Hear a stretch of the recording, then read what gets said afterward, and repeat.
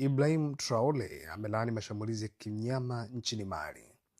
Rais wa zamu wa Muungano wa Mataifa Sahel yaani AES na kiongozi wa jeshi wa Burkina Faso Kapteni Ibrahim Traore ametoa tamko kali la kulaani mashambulizi yaliyoratibiwa yaliyotokea nchini Mali hivi karibuni. Katika hotuba yake siku ya Jumapili usiku, Traore ameyataja mashambulizi hayo kuwa ya kinyama na sehemu ya mkakati mpana wa maadui wa nje wanaolenga kukwamisha mapambano ya ukombozi katika ukanda huo. Traore amesisitiza kuwa shambulio hilo lilipangwa kwa muda mrefu likiwa na malengo makuu mawili: kudhoofisha vikosi vya usalama vya Mali na kupandikiza mbegu za hofu miongoni mwa raia. Hata hivyo, kiongozi huyo amesisitiza kuwa vitendo hivyo vya kigaidi havitaweza kuyumbisha nia ya watu mashujaa wa Sahel kuishi kwa uhuru, amani na heshima pia. Tukio hili linakuja wakati Muungano wa Mataifa ya Sahel unaozileta pamoja Mali, Niger na Burkina Faso ukiwa katika hatua za mwisho za kuimarisha ushirikiano wake wa kijeshi na kiuchumi chini ya uongozi wa Traore ambaye alichukua urais wa zamu kutoka kwa Jenerali Assimi Goita mwezi Disemba. Mataifa haya yamejiondoa kabisa katika kivuli cha ECOWAS na kuanza kujenga mfumo huru wa ulinzi wa kwao wenyewe.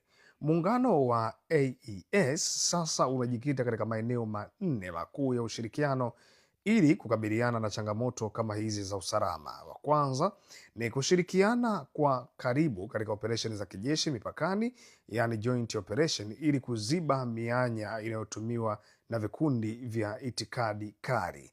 Lakini mipango ya kuunda soko la pamoja na kwa muda mrefu kuanzisha sarafu yao wenyewe ili kupunguza utegemezi wa nje. Zaidi hapo ni kuimarisha usafiri huria wa watu na bidhaa kati ya Ouagadougou, Bamako na Niamey. Lakini zaidi ni kutumia rasilimali za madini na nishati zilizopo katika mataifa hayo matatu kufadhili miradi ya maendeleo na ulinzi.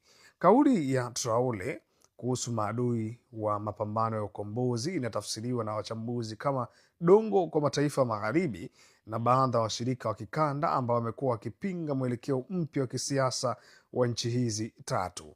Tangu kuimarisha ushirikiano wa washirika wapya kama Urusi, nchi za AES zimekuwa zikipambana na mfululizo wa mashambulizi ya waasi huku zikidai kuwa ni njama za kuangusha serikali ya kijeshi. Tamko hili la Traore linathibitisha kuwa mshikamano kati ya mataifa haya matatu upo imara zaidi kuliko wakati mwingine wowote, licha ya shinikizo kubwa la kiusalama linalokabili nchi ya Mali kwa hivi sasa.